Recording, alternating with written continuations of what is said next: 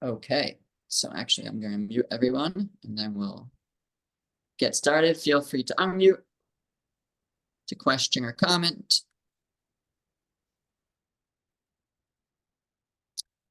Okay, so today I want to talk a bit about the concept that is first appears in the Navi, in the prophet Yeshaya, where we find a number of important details and aspects of Shabbos. And the focus today will be Vidaber Davar, which literally means you will speak words. And in the context of the verse, I guess let's read the verse and we'll see. The verse says, it's in Yeshaya, Isaiah, Parak, Ches, chapter 58. It says, Im tashiv mi Shabbos raglecha, if you restrain your foot because of Shabbos, asos chafatzecha, and from performing your affairs, biyom kadshi, on my holy day, v'karasa la Shabbos oneg, and you call Shabbos a delight, Likdosh Hashem mechubad, the honored one for the Holy One for Hashem and honored, v'chibadto, and you honor it, me'asos derachecha, from going your own ways, mimitzo chefzecha, from pursuing your own needs and affairs, v'daber davar, and speaking words. So in the context of the verse, actually, v'daber davar, speaking words, is you are restraining from speaking certain words on Shabbos.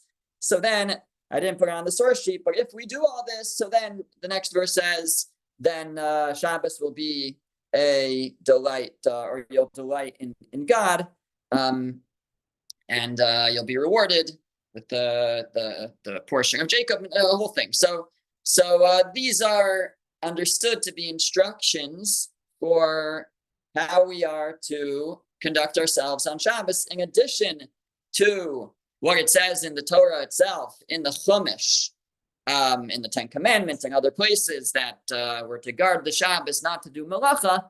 But additionally, there's other things mentioned in this verse. And our focus today is Vidaber Davar, that we are to restrain ourselves from speaking words. Now, what does that mean? So the Gemara, the Talmud in Shabbos, 113a, 113b, it says, it goes through each part of this verse, and first it says, mimitzo chefzecha, from attending to your affairs. So the Gemara says, the Talmud says, chafatzecha asurin, that your own affairs are forbidden to deal with on Shabbos, but chefze shamayim mutarin, but the affairs of the heavens are permitted. Now Rashi explains for us on the Gemara there that what that means is that you can't, let's say, go out and check over your field on Shabbos. Of course, you can't plant on Shabbos, but you can't even attend to your affairs by going out and checking your field for,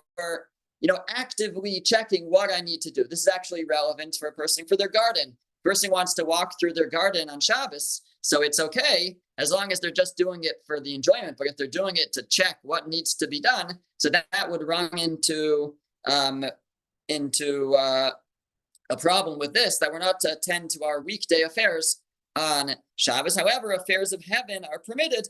So you can, even though you can't actually give charity, you can't give tzedakah on Shabbos, but one can talk about it, one can plan it, because that is the affairs of heaven. That's a mitzvah that one is doing. And then it says, the Gemara continues and it talks about the words vidaber davar, that we're to restrain ourselves from the way we speak on Shabbos. And all the Gemara tells us is, shelo yehei diburcha shel Shabbos kediburcha shel chol.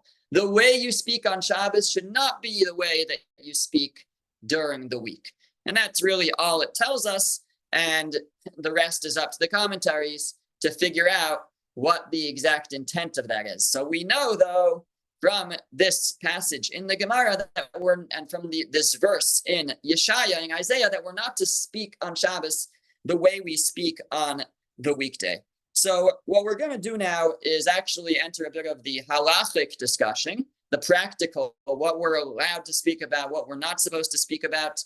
And even though this class doesn't focus on the halacha, but what I want to do is really use that to understand the deeper, to really develop what is it practically, and then what is the idea behind this, and see how it integrates beautifully into the practice. Okay, you don't talk on Shabbos like you do during the week, but why?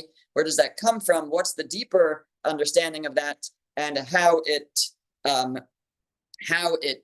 jives, how it is synthesized with the practical halacha of how it plays out. So there's a discussion here. So what does it mean that you shouldn't speak on Shabbos the way that you speak during the week? So that's what the Gemara says, but we don't know exactly what that means. So Rashi says that what it means is one shouldn't discuss business on Shabbos or make business calculations. You don't talk business on Shabbos. That's Rashi's comment. Now, the later commentaries like Tosfos and other medieval commentaries that came after Rashi, they have a bit of a problem with this, because we just read in the Gemara two things. We said there's mimitzo chaptzacha, which we said is attending to your affairs, and then there's vidaber davar, restraining the way we speak. So we don't attend to our affairs, and we don't speak on Shabbos the way we do during the week.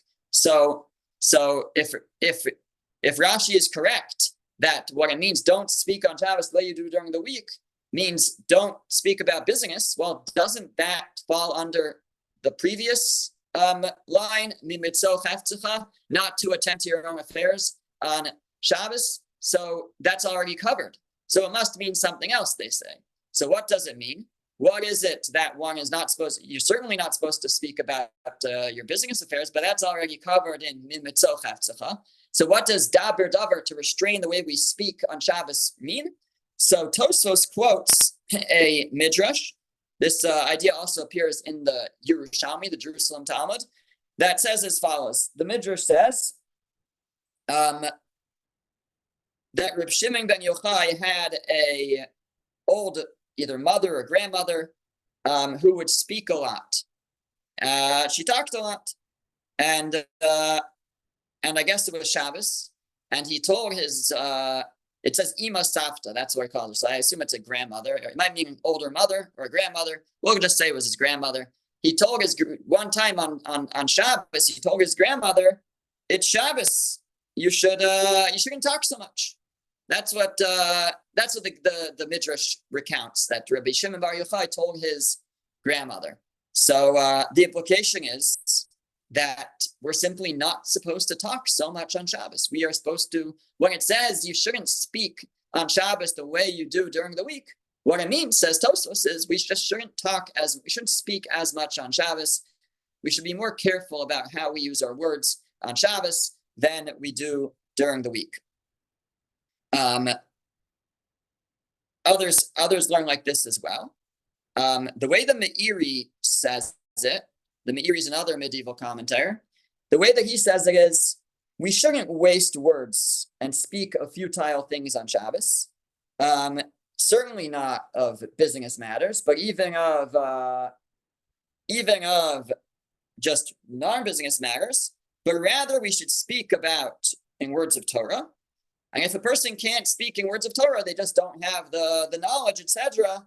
So he says, so talk about the wonders of God, talk about the beauty of the world that God created, talk about the commandments, even if you don't have the specific, Torah discussion to have, but speak productively, speak about, I guess, spiritually productively, speak about the wonders of God, speak about the mitzvahs that you know, whatever one knows. So that's the Meiri. So we have so far two ideas. One is that Rashi says we're supposed to, we shouldn't speak about business matters, and the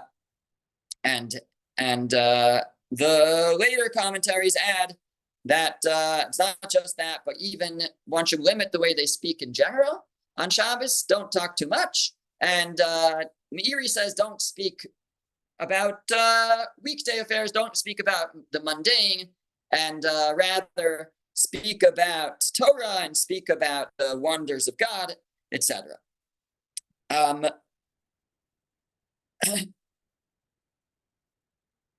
There may be an exception to this. one of the what we call the later Rishonim, the later of the medieval commentaries, the Trumas Hadeshen, discusses a question. He talks about something that still happens today. He wrote about this in probably the 14th or 15th century, but we still have it today. The idea of the Kiddush. I don't mean making Kiddush. I mean you go to Kiddush, and what do you do at Kiddush after shul? You schmooze, you talk, and he was asked, you find people are meticulous about their observance. Yet on Shabbos they gather together after shul and they talk about the news and politics. And this is what he says. He says they talk about the kings and the officers and the wars that are going on. Politics, right? The same politics 500 years ago. And he says, is this a problem or not? That was the question that was posed. He actually wrote his own questions, and that's the question that he poses. And he says, yeah, indeed, this could be a problem. One should be careful not to talk politics, not to talk about the mundane on Shabbos. Based on what we just said, we don't speak about v'daber daber. We're to limit what we speak about and not speak about the mundane on Shabbos. And he quotes everything that we just said. The idea in the Midrash and the Yerushalmi, Rabbi Shimon Bar Yochai telling his grandmother, it's Shabbos, you shouldn't talk so much. And he says, so indeed, one should be careful about what they talk about on Shabbos.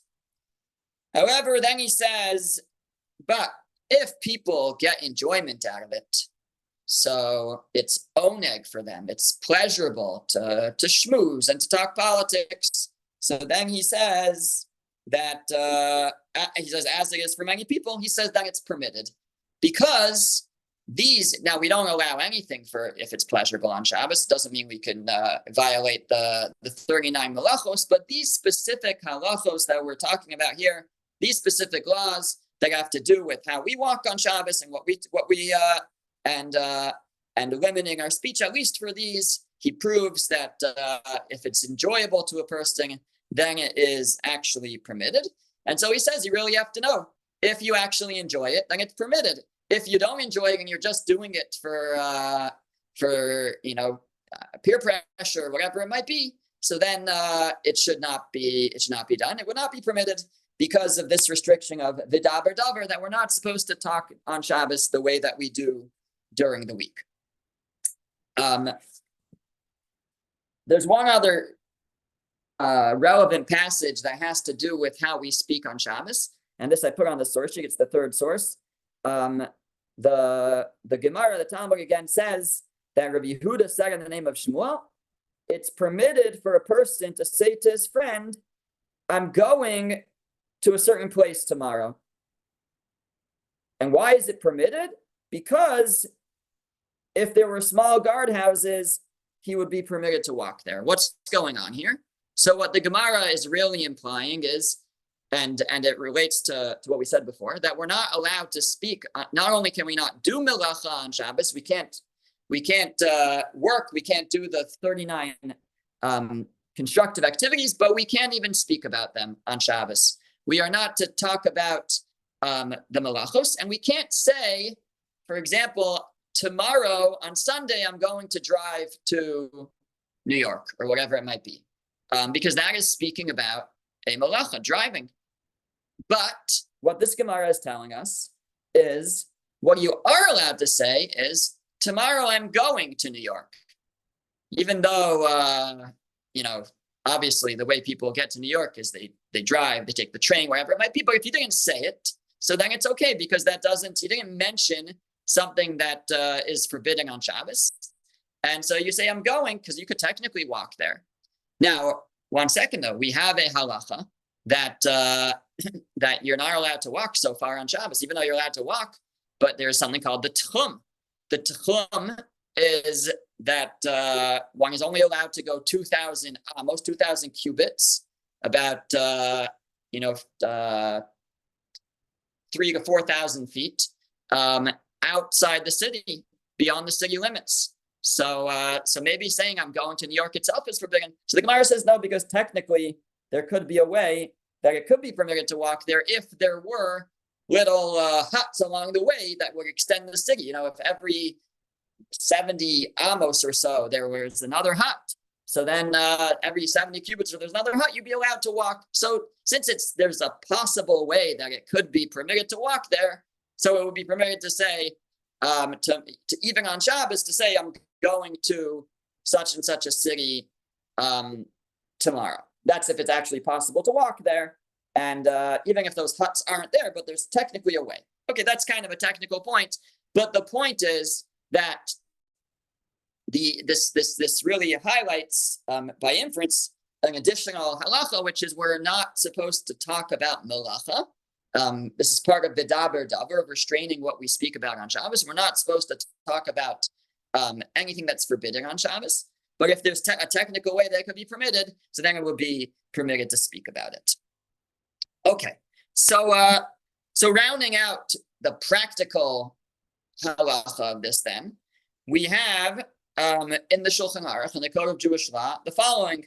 The Shulchan Aruch says, "Vidaber davar," that we are to restrain the way we speak on Shabbos, and it quotes the Gemara that the way that we speak on Shabbos should not be the way we speak during the week. What does that mean?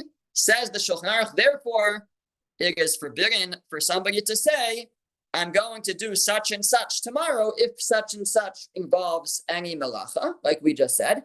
One can't say I'm going to drive, I'm going to plant, whatever it might be tomorrow, or business. One can't talk about business. And then he adds, and even just talking about the mundane, it's forbidden to speak too much about.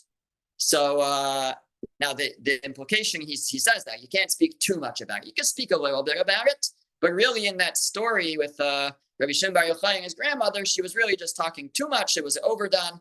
You shouldn't speak so much of the mundane, but a little bit seems to be permitted. And then the Ramah, Moshe Isser, listing his glasses, adds, but if a person gets enjoyment from it, like we said, so then one is allowed to talk about the mundane on Shabbos, because if it brings them oneg, if it brings them pleasure on Shabbos. Now the commentaries point out that this idea of not speaking about the mundane is not strict law. It's what we call midas chasidus. It's a stringency that's that it's a pious stringency, but it's not required. And however, to speak about actual malacha, actual things that are forbidden, so that is actually prohibited on Shabbos. So we have two aspects of vidaber davar. We have that which we're supposed to restrain ourselves from speaking on Shabbos. We have that we shouldn't speak about actual melacha on Shabbos. And secondly, we have this additional stringency that really we should limit the way that we speak in general. And we should limit our discussion of things that are mundane on Shabbos. And like the Meiri said, on the flip side, we should use our mouths to speak in words of Torah, especially on Shabbos. And if we can't speak in Torah all day, so speak about the wonders of God, etc. Okay, so that's the practical. Now, why? What is this all about? What's the deeper understanding of this? And what I would suggest is we're going to see two ideas. We're going to discuss two ideas about what the meaning behind restraining our mouths on Shabbos is. And I think one of them will explain why we shouldn't speak about malacha. And one of them will explain in general why we are supposed to elevate our speech on Shabbos, and restrain ourselves from even speaking in the mundane, and try to focus on the spiritual. So the first idea is as follows: the Torah in Bereshis, at the beginning of the creation story, a verse that we've read numerous times. So it says, chapter 2, verse 2, that and God completed the work that he had done, and he rested, and he rested from all the work that he had done. So God creates the world, and then he rests from all the work that he had done, all the malacha that he had done. Now, if I would ask you, what did God do to create the world? What malacha did God do to create the world? Well, if you go back to Bereshis, you have actually, and this is a Mishnah really in Avos that highlights this, that the world was created with Asara Ma'amaros, with 10 statements, right? Vayomer Elokim Yihiyar, God said, let there be light. Vayomer Elokim this, Vayomer Elokim that. God said this, God said that. That's how the world came into existence. So God rested from all the work that he had done, but he didn't actually do any work to create the world. All God did was he spoke. Kihu Amar Vayahi, right? He said, and it was, or we say in the morning prayers, Baruch She'amar v'haya ha'olam. Blessed is the one who said, and the world came into existence. God created the world not through action, not through work, but simply through speech. And so when God rested, so what did he actually rest from? All that God rested from was speech.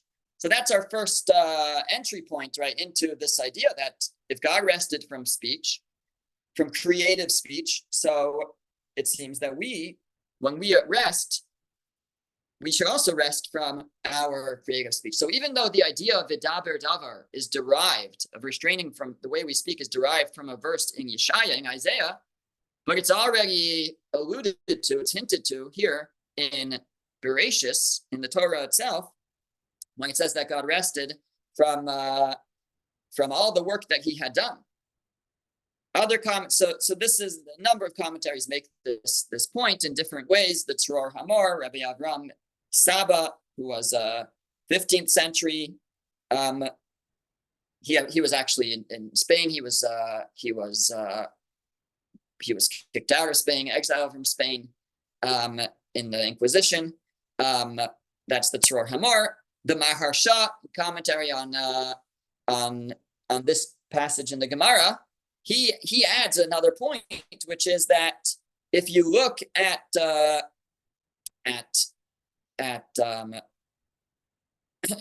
actually, he mentions this verse that we said. He says that he rested from the work that he had done. It's almost as if it's saying that the words that God spoke were like action, and so the idea is, he says, that when one speaks about melacha, it's almost like action, because when God spoke about melacha, when God spoke about creating, so it happened, and the Torah describes that as asher asa, that God had done, and it was action. Similarly, we have, this is pointed out by the Shalach HaKadosh, that he says, the way he says it is, he quotes a passage in the Gemara. How do we know that dibur, that speech, is like maisa, is like deed? How do we know that speech can be like deed? Because it says, bidvar Hashem shamayim nasu. With the words of God, the heavens were made, were formed. And with the word of God, the heaven was formed, was made. And it was na'asu, was made, which implies action. So dibur, bidvar Hashem, with the word of God, you have masa, you have deed, you have action. And he says the Shlach Kadosh, that the idea is that this idea, just like one needs to rest from melacha, from actual constructive activity, so too one rests from dibur, from speech, because dibur is like masa. When it came to the creation, God's dibur was like masa. God's speech was like actual creation, actual action. So therefore, we rest from dibur as well. So this, to me, is the idea of not speaking about melacha on Shabbos. That aspect of vidaber davar. The idea is that just as God rested from speech about melacha, speech about creative activity, so too, and that speech was like melacha itself, was like the creative activity itself. So too, we're to rest from that. But what about the other side? That second aspect of the vidaber davar, where we say, don't just limit our speech regarding creative activity, but limit our speech in general, or at least limit it from the mundane, and it should be elevated on Shabbos, and we should focus on Torah and the like. So So for this I think relates to a different idea that we find in the commentaries regarding Vidaber Davar, regarding the way that we're to speak on Shabbos. And this comes from another verse in chapter 2 of Bereshis. And there it says, this is verse 7, it's on the source sheet. I didn't put the verse in the English side, but I put the translation. It says, and Hashem formed man of earth from the dust of the ground, and God breathed into man, into Adam, a neshama, a soul of life. And man became a living being. So God breathes a soul into man, and he becomes a living being. Now, there's a very, very well-known comment of the Targum Onkelos, of the Aramaic translator Onkelos, on this verse, oft quoted, very important, where he comments that what does it mean that God breathed a neshama into man and he became a living person? Says the Onkelos, I put it on the source sheet, the very last words, you can see, L'ruach v'habas ba'adam l'ruach mimalala. That man became a speaking spirit. A speaking spirit. A ruach mimala means someone with the ability to speak. In other words, the significance, according to the Targum Onkelos, of having the neshama breathed into us, what made us unique, and what made us a nefesh chaya, living being, a different type of living being, was our ability to speak. And so the commentaries say that if the neshama is what gives us the ability to speak, and you have this intense connection between our ability to speak and our soul, so then on Shabbos, where we have a neshama yesera, like we discussed in the first class, I think, a added soul, an extra soul, an additional soul, like the Gemara tells us. Again, what that means, it could mean literally like a second soul. Some say that that's not what it means. It means you have a heightened connection to your soul. You have our soul is strengthened on Shabbos. So if that's the case, so then our ability to speak in a certain way is heightened, but also requires greater sensitivity and greater care. So because we have this intense double neshama yesera, this extra neshama on Shabbos, which strengthens our speech, so we have to take extra care and of that neshama, and therefore if our speech is problematic, so it would impact our neshama in a negative way. If our speech is positive, if our speech is holy, so then it will impact our neshama in a positive way, and that's a second aspect of Vidaber Davar, nothing to do with God resting from speech. That's the first aspect of it. The second aspect of Vidaber Davar, of restraining and taking care in the way we speak on Shabbos, is because of our neshama yesera, our added neshama, our double neshama, so to speak, our double soul, which doubles our speaking ability, and also doubles the impact of the way that we speak on our soul. This idea can perhaps help us understand a unique halacha when it comes to Shabbos regarding maaser.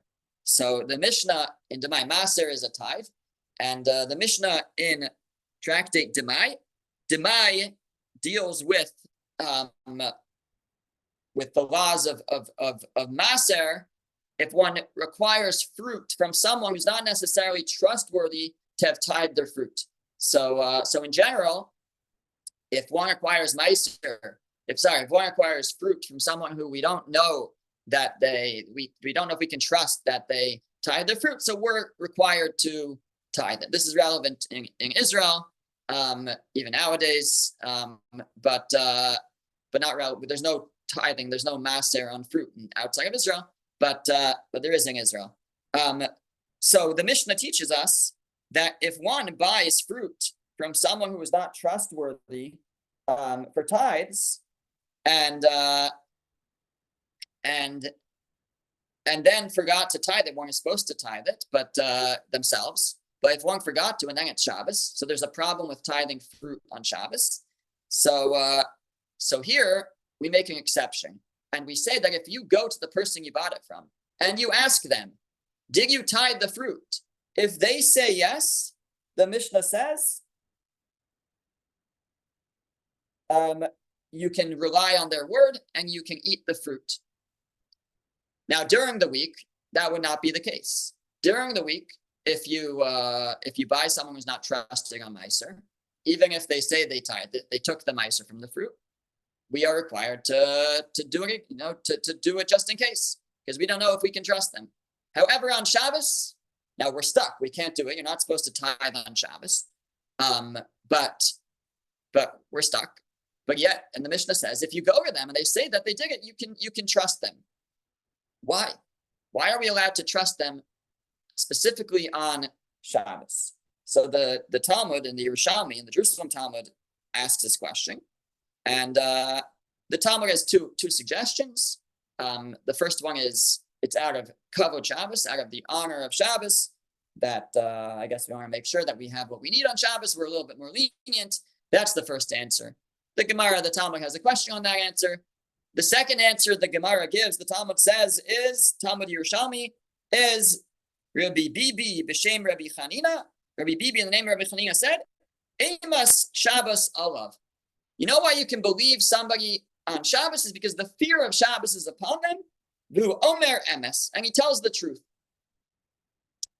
So somebody who is normally not trusted during the week is regarding whether they tithe their fruit on Shabbos is trusted because the fear of Shabbos is on them and they will speak the truth.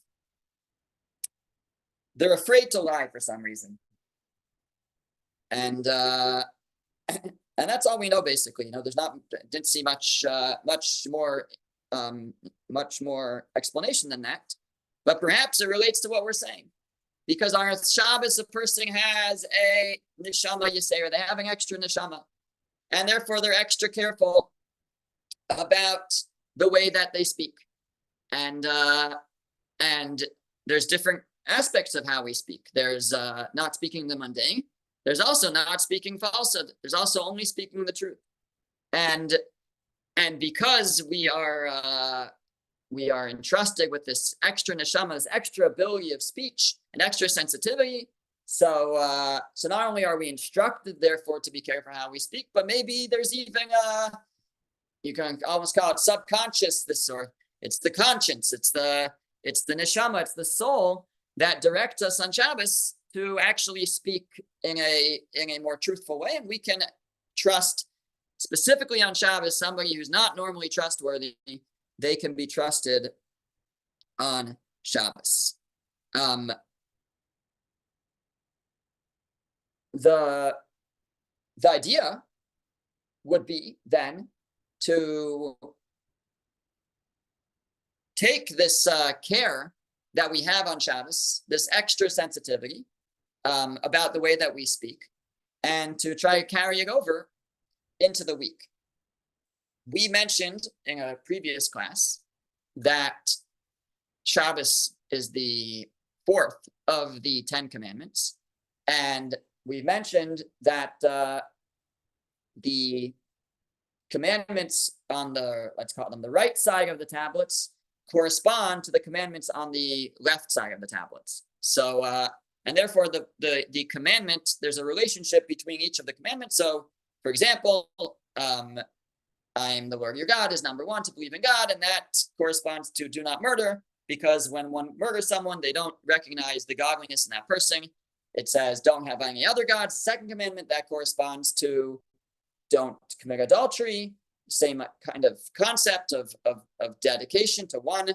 When it comes to Shabbos, so Shabbos corresponds to the 8th commandment. Shabbos being the 4th commandment will correspond to, the 9th commandment. On the other side, the 9th commandment is one should not swear falsely. One may not swear falsely.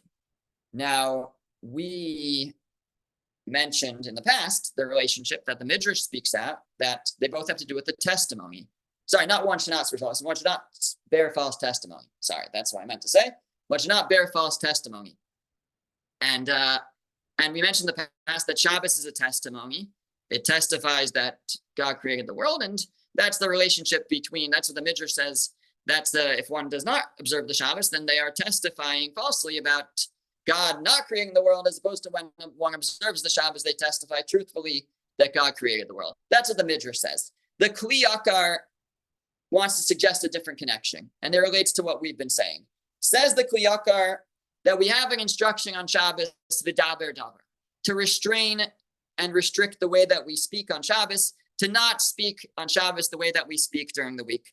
And he says that the reason is that, like we suggested, like we said, that although when we perform actions, we do so with our hands and our feet, etc., but God's actions were done with his speech. He spoke, and the world came into existence.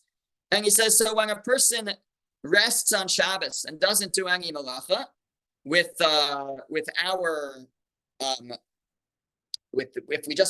we only restrict ourselves from acting with our hands, etc., from doing constructive activities with our hands, we're not really resting the same rest as God, who rested in the way he spoke. And so he says, therefore, v'daber davar, like we said, this restriction on our speech comes and says that we should also rest the way God rests, and we shouldn't speak on Shabbos the way we do during the week.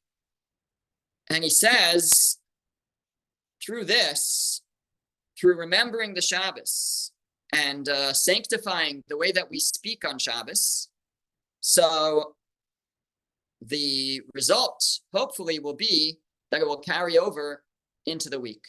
And that, again, we're, like we've said, we have a higher expectation on Shabbos. We're specifically saying, don't speak on Shabbos the way you do during the week, because during the week, much of this is okay. It's okay during the week to speak about melacha. It's okay during the week to speak about politics.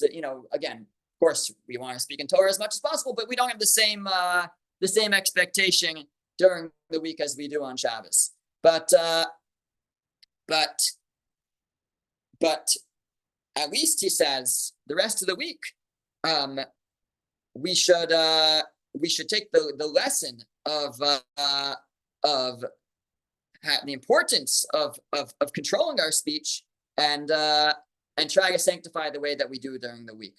And he says that's the connection to the corresponding commandment, the 9th commandment. The 9th commandment is, do not bear false testimony. Do not bear false testimony. Do not lie. Do not speak falsehood. Ultimately, is what it comes down to. But it's the controlling the way that we speak.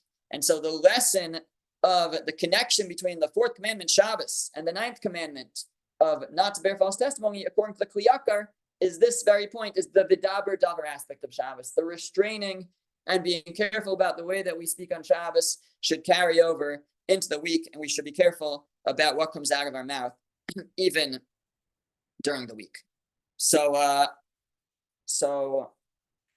in summary, we have a commandments regarding Shabbos that is derived from the prophets, from the Navi, from Yeshaya, from the verse that says v'daber davar, to restrain the way that we speak.